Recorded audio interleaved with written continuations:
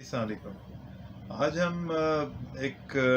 Political issue پہ بات کرنے جا رہے ہیں اور اس بات کا تجزیہ ہم اپنی اس پوری ویڈیو میں کریں گے کہ آیا کچھ رولز آف ایتھکس ہونے چاہیے، سیاست کے بھی کچھ اصول ہونے چاہیے جن کے تحت جتنی سیاسی پارٹیاں ہیں وہ ان رولز پہ عمل کر کے سیاست کریں تو وہ ملک اور قوم کے لیے زیادہ بہتر نتائج لے کے آ سکتا ہے۔ ہم جو ہے یہ تجزیہ کر رہے ہیں تحریک انصاف کے لانگ مارچ کے لیے۔ تحریک انصاف جیسے کہ آپ کو پہلے سے معلوم ہے کہ وہ دھرنے اور لانگ مارچ اس قسم کے پروٹیسٹ کرنے میں بہت مہارت رکھتے ہیں اور ان کی ایکسپرٹیز بڑھتی چلی جا رہی ہیں، اور صورتحال کچھ اس طرح ہے کہ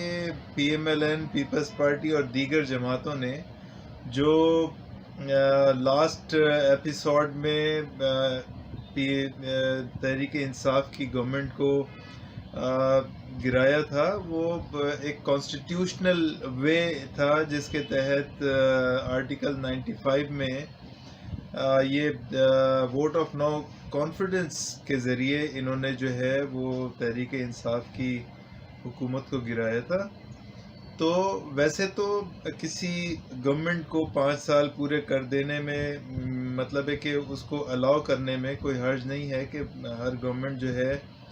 وہ اپنا ٹینیور پورا کرے، لیکن بعض صورتوں میں ایسا ہو سکتا ہے کہ اگر دیگر جماعتیں یا کوئی جماعت یہ مطلب ہے کہ سمجھتی ہے کہ گورنمنٹ جو ہے اپنی اکثریت کھو بیٹھی ہے اور ووٹ آف نو کانفیڈنس کروایا جائے، تو وہ بالکل ایک کانسٹیٹیوشنل وے ہے، اس کے اندر کوئی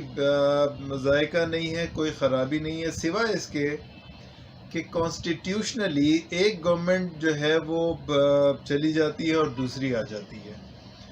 تو اس کو تحریک انصاف کی گورنمنٹ چونکہ ووٹ آف نو کانفیڈنس کے ذریعے جا چکی تھی،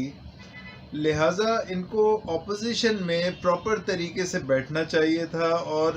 جو گورنمنٹ کا ٹینیور ہے اس کو پورا کر دینا چاہیے۔ اور فرض کریں کہ اس سے پہلے اگر وہ یہ سمجھتی تھی تحریک انصاف کہ موجودہ گورنمنٹ کے پاس کوئی اکثریت نہیں ہے، تو اس کے پاس بھی یہی طریقہ تھا اس گورنمنٹ کو ہٹانے کا کہ ووٹ آف نو کانفیڈنس لے کر آتے،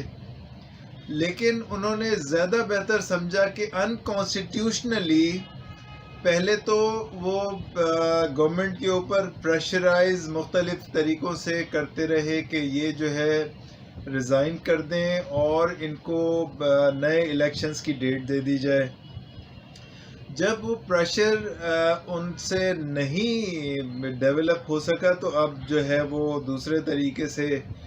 پریشر ڈالنے کی کوشش کی جا رہی ہے کہ لانگ مارچ ہو رہا ہے اور وہ اسلام آباد بند کر دیں گے وغیرہ وغیرہ وغیرہ۔ تو اس ڈسکشن کے ذریعے میں چونکہ عوام چونکہ یہ ساری چیزیں نہیں سمجھ رہے ہوتے کہ ایک ملک میں کانسٹیٹیوشن کے مطلب ہے کہ کیا اس کے لوازمات ہیں اور کانسٹیٹیوشنل کیوں کسی ملک کے لیے زیادہ ضروری ہوتا ہے اس کو آبزرو کرنا،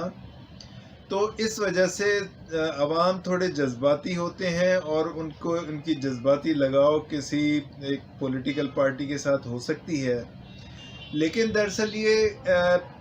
پاکستان یا کسی بھی کنٹری کے لیڈرز کا کام ہے کہ وہ لانگ ٹرم میں یہ سوچ سکیں کہ اس ملک کے بہتر فوائد کس چیز میں ہیں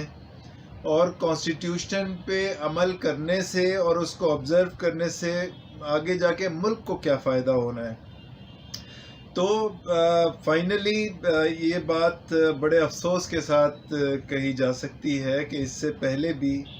پاکستان میں گورنمنٹس نے کچھ اسی قسم کا بیہیو کیا ہے،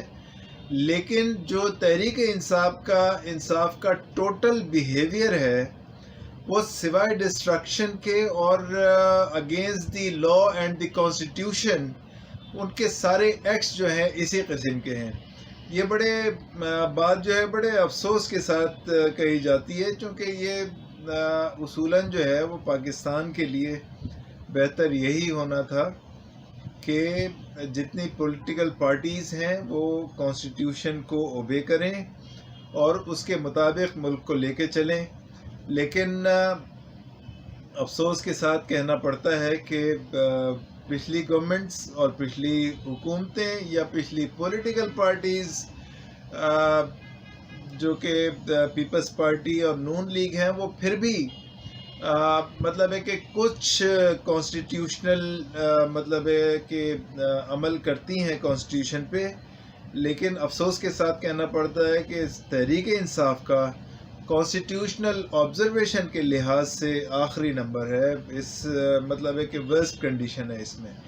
تو یہ ہمارا تجزیہ تھا. بہت شکریہ آپ لوگوں کا. Thank you very much.